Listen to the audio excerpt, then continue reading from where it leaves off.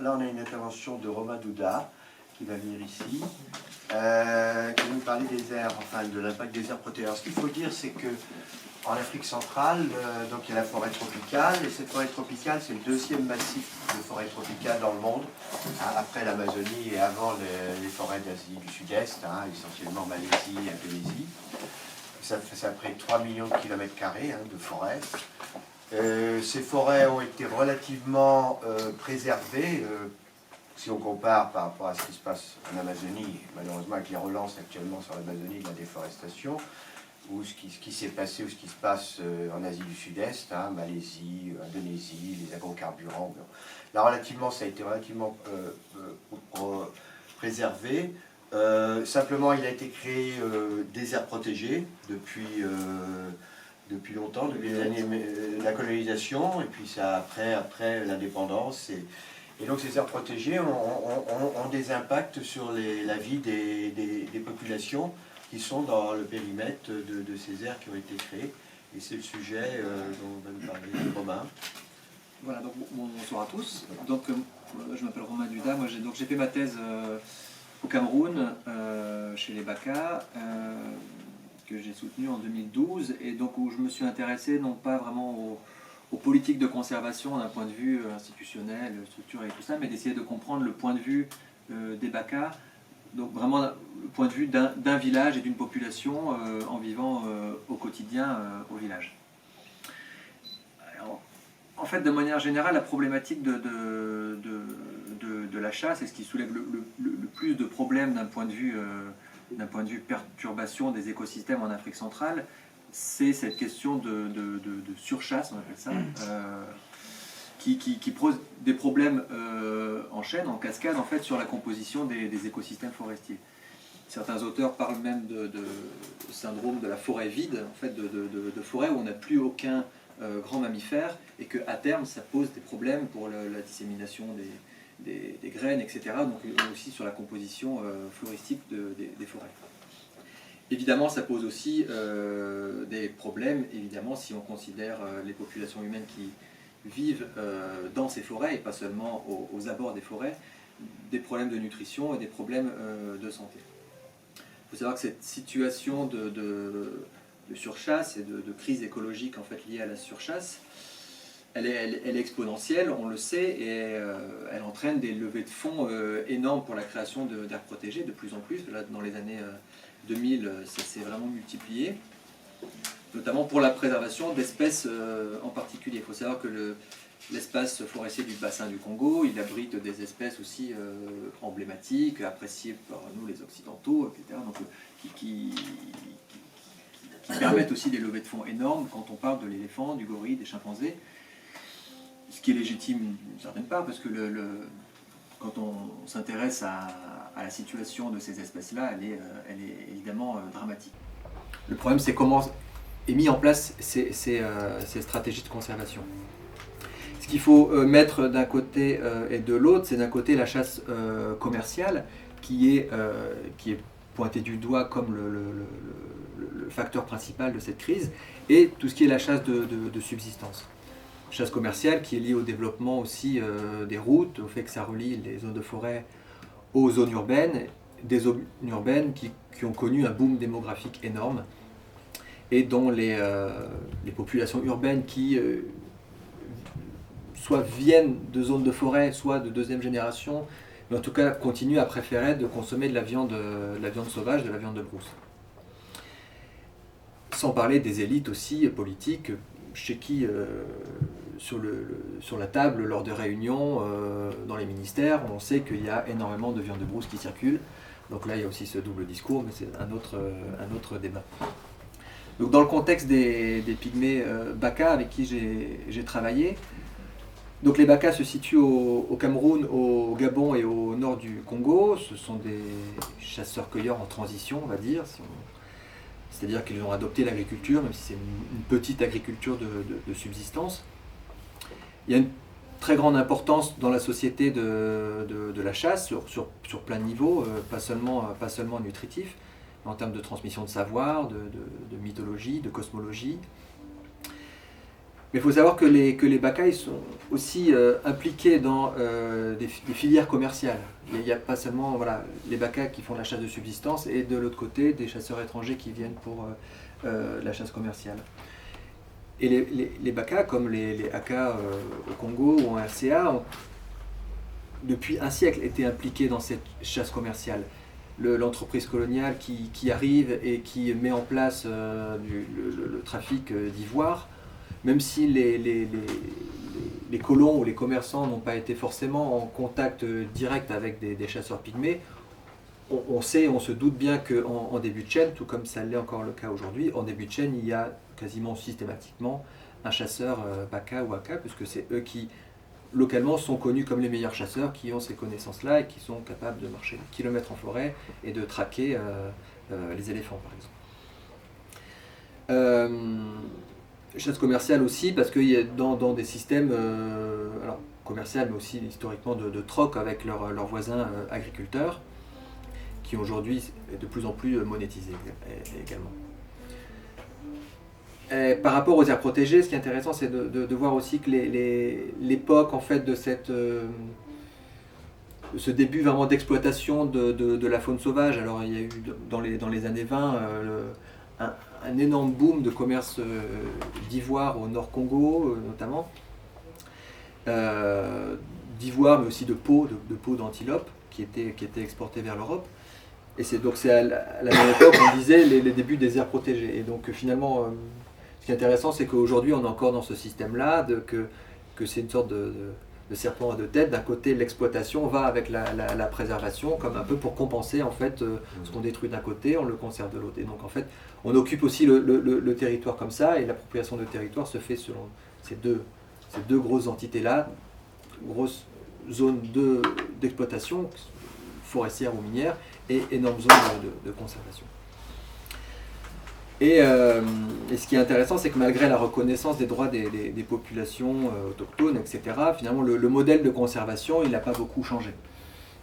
On reste dans ce qu'on appelle des forteresses de conservation, donc des zones qu'on quadrille sur le territoire, qui ne sont pas forcément interdites d'accès, ce n'est pas des réserves fermées, mais en tout cas l'usage qui est fait de ces zones, il est fortement réglementé.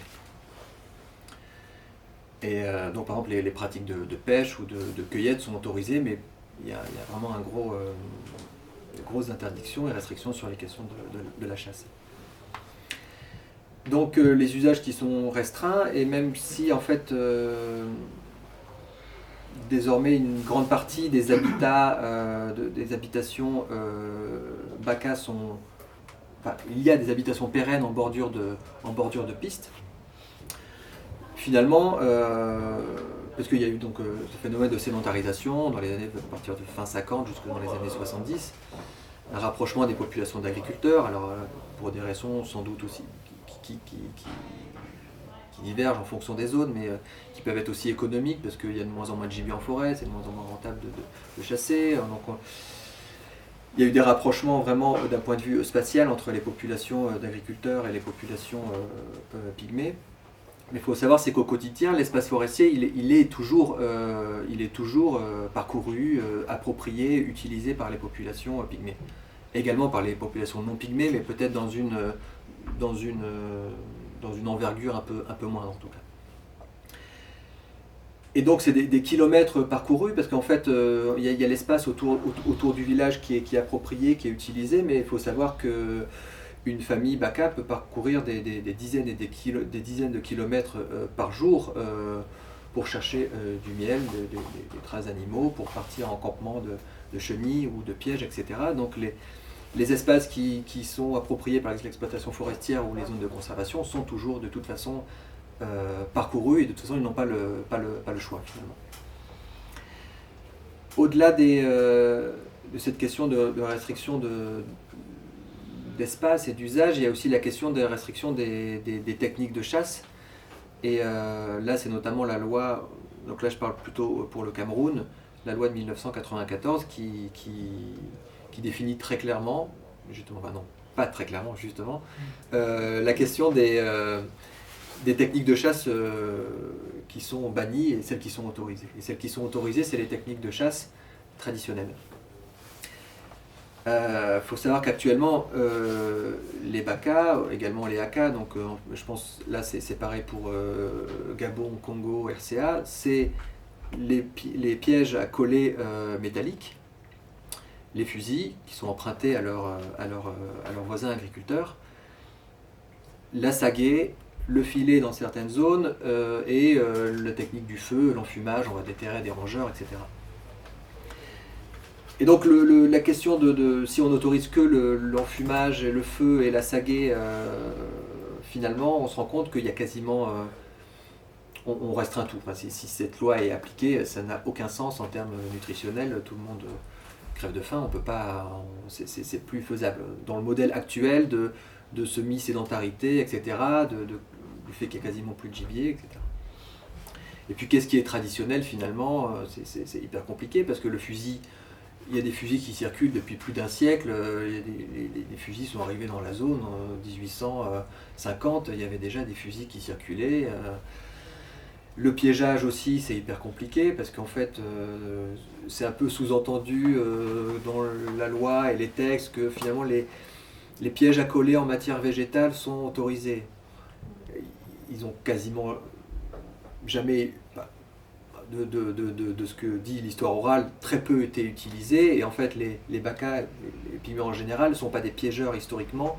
Donc voilà. Qu'est-ce qui est traditionnel, qu'est-ce qui n'est pas, voilà, des problèmes de définition. Et l'autre problématique, je vais faire très bref là-dessus, mais c'est intéressant, c'est la question de l'autorisation des chasses au safari, des safaris de chasse de loisirs, qui sont essentiellement pratiqués par des chasseurs occidentaux. Hein. Donc quand on va à l'ambassade du Cameroun, on peut demander son permis de transport d'armes pour aller dans des parcs nationaux pour abattre un éléphant en payant le permis. Je ne sais plus les tarifs, mais c'est énorme. Et donc ça crée un sentiment d'incompréhension totale, parce que même si ces chasses au safari sont finalement très peu pratiquées, il n'y a pas tous les 2 semaines des chasseurs occidentaux qui viennent, mais en tout cas ça se sait. On sait que cette zone-là, c'est pour les Blancs, qui peuvent payer pour tuer ce que nous, on ne peut pas chasser. Donc ça renforce ce sentiment de marginalisation dans lequel ils sont déjà à plusieurs niveaux de la société. Et finalement, ces élites de chasseurs occidentaux sont aussi cautionnées par le WWF parce qu'il y a ces questions de l'argent qui est payé par ces chasseurs est censé resservir finalement à la conservation. On tue un éléphant pour mieux en préserver une dizaine d'autres. Ce qui peut, d'un point de vue purement économique, ça a été prouvé que ça fonctionne, hein, mais si on reste que d'un point de vue économique. Le problème, c'est qu'il y a des gens qui habitent sur place et qui voient ce genre de pratique-là. Donc ça ne facilite pas la compréhension de ce qu'est la conservation et de à quoi ça sert. Et d'un autre côté, c'est si on admet qu'il y avait des ateliers de sensibilisation à c'est quoi la conservation et pourquoi on protège telle et telle espèce. S'il y avait des ateliers comme ça qui étaient organisés dans les villages, il y en a peut-être pas assez, mais que malgré ça, ça reste finalement, le discours des ONG de conservation, ça va être il faut préserver cette espèce-là parce que, en gros,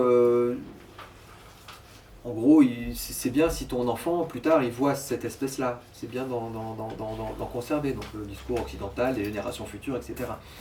Qui concrètement, localement,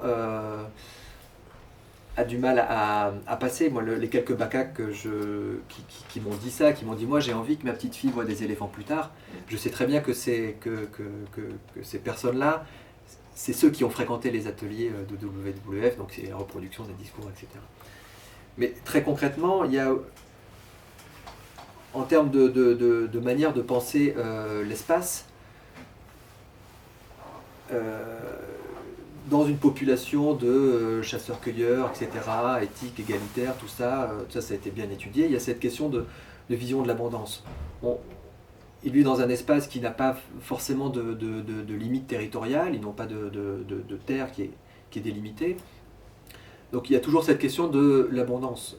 Et si on ne trouve pas du gibier, c'est pas forcément parce qu'il n'y en a plus, mais c'est parce qu'on n'a pas de chance, on n'a pas eu de chance.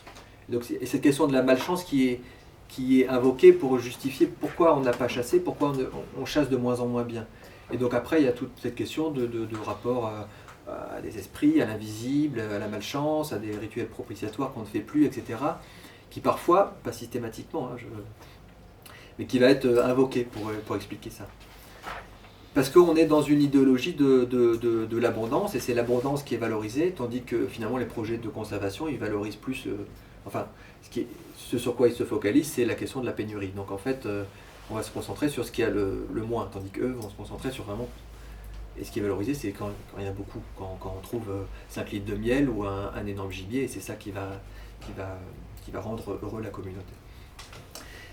Et donc ça a du mal à être perçu, ça. La fin d'une espèce, la disparition d'une espèce, c'est quelque chose qui, dans les mentalités locales, a du mal à être perçu. Si on trouve moins de gibier, c'est juste que les éléphants, c'est pas parce qu'il n'y en a plus, c'est juste qu'ils sont partis plus loin. Ils sont partis plus loin parce qu'il y a du bruit, il y a le bruit des grumiers, il y a le bruit des armes à feu, il y a de plus en plus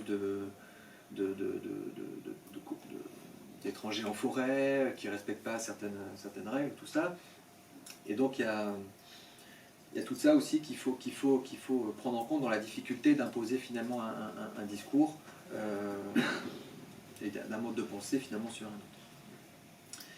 Et l'autre, j'ai bientôt terminé, l'autre aspect finalement qui est important, mais qu'on pourrait détailler aussi pendant plus longtemps, c'est la question d'incompréhension des politiques de conservation, parce que localement elles sont appliquées de manière assez violente parfois, voire souvent. C'est-à-dire que c'est mis en place par des écogardes qui dépendent du ministère des Eaux et Forêts, qui localement presque tous les droits, dans le sens où ils sont à deux à circuler sur une moto, avec des armes, avec l'habit militaire.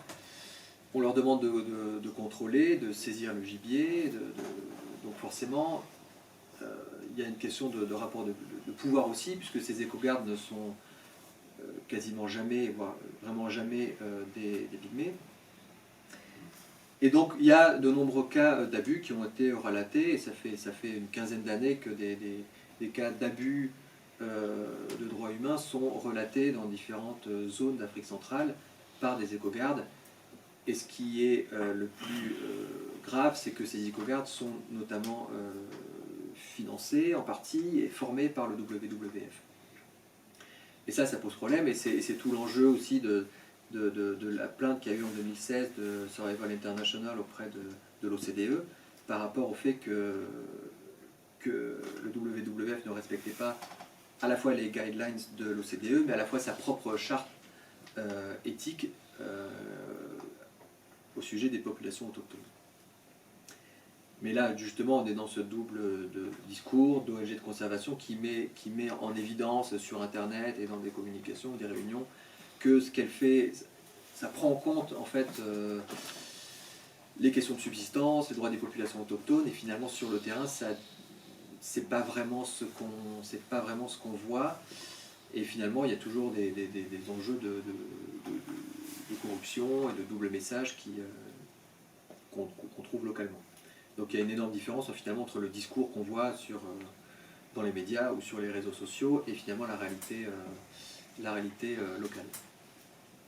Et finalement l'autre dernier point important aussi, c'est la question du consentement préalable qui est censé faire en fait ces ONG de conservation et l'État en fait dans la délimitation des parcs nationaux. Et quand on s'y intéresse de plus près, finalement, c'est jamais fait ou fait de manière par-dessus la jambe, ou c'est fait très souvent bien après la délimitation de la zone et bien après l'érection du parc. Et c'est pareil pour les compagnies forestières. Là, j'ai une amie qui est au Nord-Congo qui me disait que l'assiette de coupe qu'ils commencent là au Nord-Congo, finalement, ils ont commencé à couper avant la validation du plan de gestion et avant le passage des équipes sociales qui sont censées en fait informer les gens localement.